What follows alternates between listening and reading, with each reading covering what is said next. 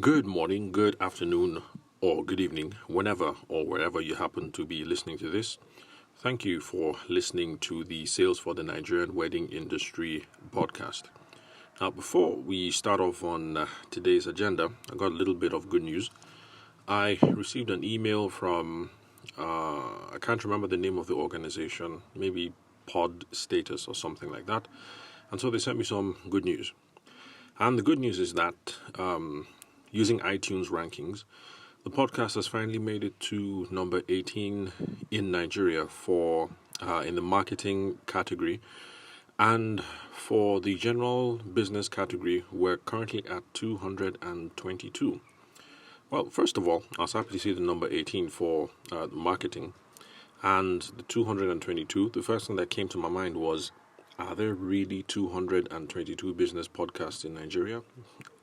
Well, I guess so. I guess it's a good thing.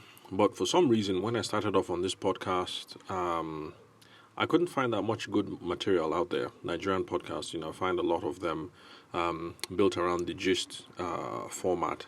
Things like I Said What I Said, the Perfect Podcast, what else? I can't remember, but there's some good stuff out there. But anyway, so just to let you guys know that's the good news. Number one, we are going up in the rankings, number 18 when it comes to the marketing category. And for business, we're still way down at 222, but I guess with time being consistent and with more promotion, if you guys keep sharing this podcast, then I guess we'll climb up the rankings. So thank you very much for those of you who've been listening since when we started this adventure in February of last year. So in a month, we'll be coming up on our first year anniversary. So thank you guys for being with me for 1 year. Okay, now straight to the meat and potatoes of today.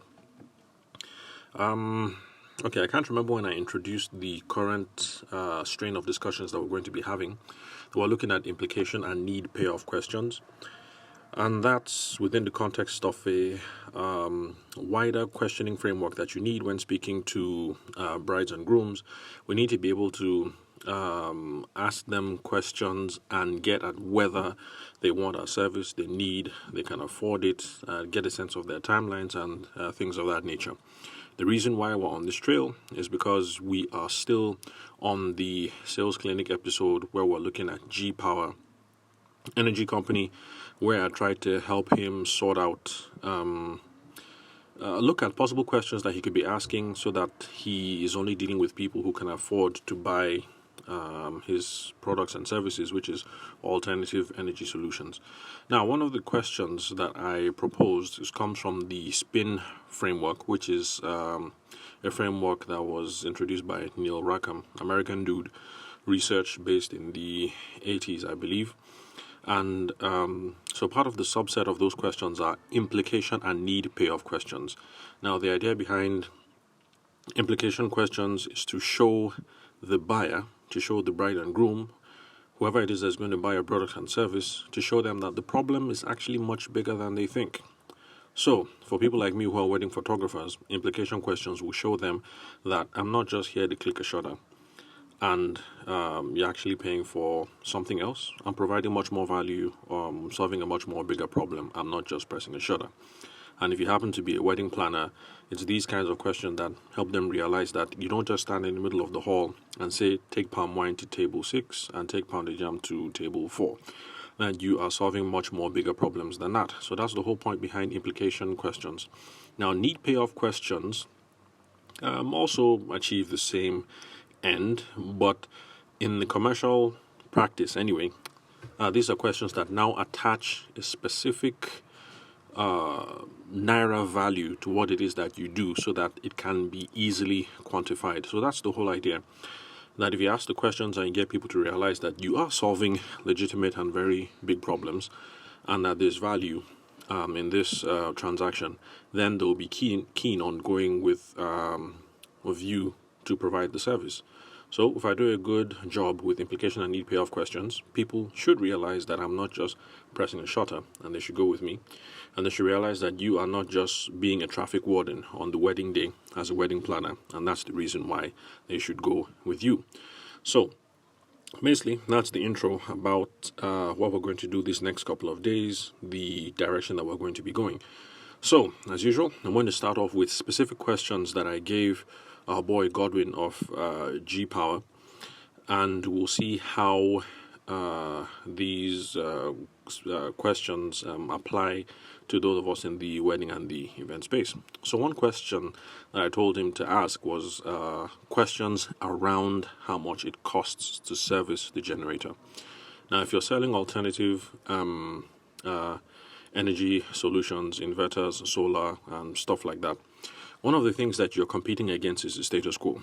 Because sometimes people are okay dealing with NEPA because maybe the kids have left the house, you're an elderly couple, and you really don't need power 24/7. It's not like you talk to people on the phone a lot anyway, so your phones don't need to be charged all the time. Sometimes the status quo is that they already have a generator which works. Maybe it's brand new and under warranty, and so because of that, they really don't think they have any problem. And there are a number of other different scenarios for people who are in Godwin's situation in selling inverters. So that's one of the questions that you can that you can ask. In this case, you're asking need payoff questions because you're trying to assign a specific naira value. Now, an example would be back when we lived in Lagos, we had one of those big generators. I think it was a 5.5 kV or maybe a 7 kV or something like that. And at the time, this was a while ago, so I'm assuming that servicing costs are much more expensive now. So don't take my word for it, because really I'm talking about stuff that was well over a decade ago. Servicing then, I think, came up to about 20,000 naira every other month, or maybe 10,000 naira a month or something like that. So that's how much we spent in servicing costs at the time. So if you sell, so for Godwin and people in this business, when they start asking questions around the need payoff, assigning a naira value to the solution, the client can easily do the math that, okay, yes, I have this generator, but I'm spending 120,000 naira in servicing costs every single year, and that doesn't include the cost of diesel and maybe other maintenance costs if there are maintenance costs involved. So really, if the value of the solution that you're presenting before them costs maybe let's say 200,000, and is going to take them maybe 2 years before they need to replace with a new set of batteries or things like that, they can easily do the math and say, well, it's actually worth it because it's going to be 80,000 naira above what we're paying for maintenance, but it's going to be able to give us 6 hours of light every day. The generator is going to rest. We're going to be spending less in diesel and in maintenance costs. And so basically that's how it works in this scenario. And those are questioning scenarios and tips that people like Godwin can use. Now, for those of us in the wedding space, how do you apply this? Folks are going to say, no, this doesn't apply because attaching a specific naira value might be hard to what it is that we do. I know for sure that it's definitely hard when it comes to people like photographers and makeup artists and maybe DJs. But the thing is, we actually can use this philosophy with a little bit of creativity.